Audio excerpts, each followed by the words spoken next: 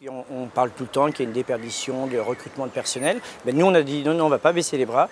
Ce que l'on va faire, c'est qu'on va pouvoir mettre en avant donc, les métiers et les formations de restaurants. Et encore aujourd'hui, Trophée Table Art permet justement cette visibilité dans les dom-toms. C'est présidé par Béatrice Fabignon. Donc là, c'est simple, le concours donc associé aussi avec la fondation qui a cette philosophie de transmettre. Et c'est là où il y a vraiment une vraie importance d'ouvrir au public ce type d'atelier. Mais je ne savais pas qu'il fallait faire ça. Je ne savais pas qu'il fallait avoir toutes ces connaissances. Ah mais il faut connaître le champagne, d'où vient-il, qui est-il? Le fromage, qui est-il? Ah oui, mais il faut goûter, etc.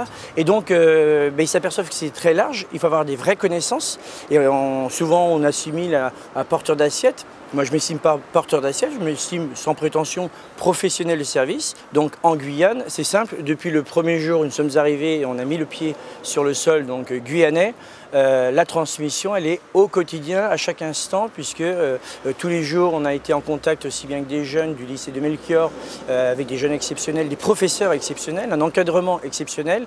Quand je dis exceptionnel, c'est des gens qui s'investissent au service du jeune. Et donc la transmission, eux-mêmes le font.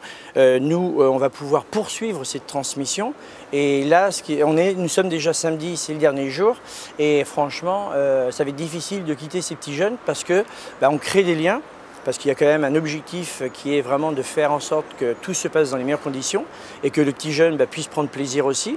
Et de faire, surtout avec cet objectif, de faire découvrir notre métier et, comme tu le disais, susciter des envies de vocation autour de ce métier du restaurant, du bar et de la sommellerie. On dit que ce sont des jeunes qui ne sont pas capables, vous n'y arriverez pas, et là on prouve tout le contraire. Tu n'as peut-être, à la maison c'est peut-être un peu compliqué, peut-être qu'avant tu n'as peut-être pas fait d'études, mais ce n'est pas la question, c'est que tu as juste une chose qui se dénomme la motivation. Avec la motivation et le travail, obligatoirement tu vas réussir. Et l'avantage, un de nos avantages dans notre métier, c'est on va pouvoir voyager dans le monde entier. Ça, c'est pas peut-être, c'est pas virtuel, c'est ouvert à tous. On a eu le privilège d'avoir Malia, qui est championne olympique donc en natation, et qui nous a proposé d'aller dans un centre sportif où nous, dans la restauration, moi j'étais habitué à voir des jeunes qui nous regardent et ils ont l'œil qui est pétillant parce qu'ils disent ah, super, entre guillemets, on est des petites stars pour eux. Et là, il y avait les petites Malia et je voyais ces mêmes jeunes qui n'étaient pas du tout en restauration mais dans le domaine sportif, qui regardaient Malia avec des yeux, mais alors émerveillés. Et je comprends parce qu'avec tous ces titres, c'est exceptionnel.